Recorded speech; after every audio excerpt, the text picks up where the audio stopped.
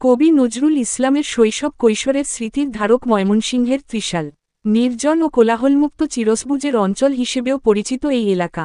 চারদিক ঘন খালে বেষ্টিত, রাস্তার পাশে ফুটে আছে কৃষ্ণচূড়া আর জারুল ফুল।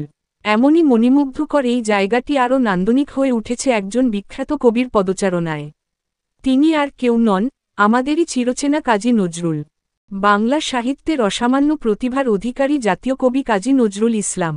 তার বাল্যবিজড়িত ময়মনসিংহ জেলার ত্রিশাল উপজেলার কাজীর শিমলা গ্রামের রফিজুল্লাহ দারোগাবাড়ি আর বিচুতিয়া ব্যাপারী বাড়ি, এই দুই জায়গাতেই কেটেছে কবির শৈশব ও কৈশোর।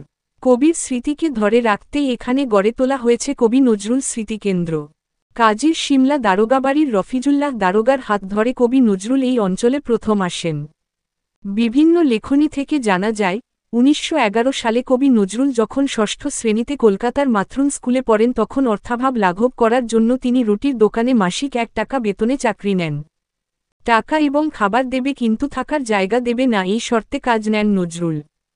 ফলে কোনো উপায় না দেখে নজরুল আসানসোলের রুটির দোকান সংলগ্ন একটি তিনতলা বাড়ির বারান্দায় সিঁড়ির নিচে রাত্রি যাপন করতেন। ওই বাড়িতেই থাকতেন ময়মনসিংহ জেলার ত্রিশাল থানার কাজীর শিমলা গ্রামের পুলিশ সাব ইন্সপেক্টর কাজী রফিজুল্লাহ। কাজী সাহেব একদিন সিঁড়ির নিচে ঘুমন্ত নজরুলকে দেখে কৌতূহলী হয়ে পড়েন এবং নজরুলের জীবন কাহিনী শুনেছিলেন।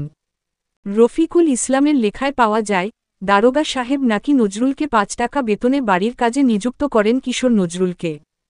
তখন পর্যন্ত দারোগা এবং তার স্ত্রী শামসুন্নেছা দম্পতি ছিলেন নিঃসন্তান। নজরুল দারোগাকে তার পড়ালেখা চালিয়ে যাওয়ার জন্য অনুরোধ করেন। নজরুলের অনুরোধে আবেগাপ্লুত হয়ে কাজী সাহেব তার বড় ভাই কাজী সাখাওয়াতুল্লাহকে পত্রযোগে নজরুলকে ত্রিশালের কাজীর শিমলায় পাঠিয়ে দেন স্কুলে ভর্তি করানোর জন্য। এভাবে নজরুলের আসানসোলের রুটির দোকান এবং কাজী রফিজুল্লাহের বাড়ির চাকরির সমাপ্তি ঘটে। নজরুল আসেন ত্রিশালের কাজীর শিমলা। কবির স্মৃতিবিজড়িত কাজীর শিমালার রফিজুল্লাহ দারোগা সেই বাড়ির আঙিনায় সংস্কৃতি বিষয়ক মন্ত্রণালয়ের উদ্যোগে নির্মাণ করা হয়েছে নজরুল পাঠাগার ও স্মৃতি ভবন।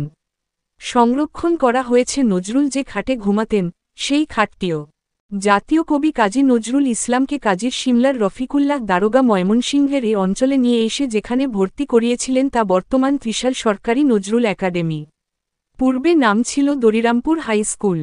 দারোগা সাহেব ওই ১৯১৪ সালের জুন মাসে কাজী নজরুল ইসলাম ও ছোট ভাই কাজী আবুল হোসেনকে দরিরামপুর ইংরেজি হাইস্কুলে ভর্তি করিয়েছিলেন তৎকালীন দরিরামপুর উচ্চ বিদ্যালয়, বর্তমানে যা নজরুল একাডেমি।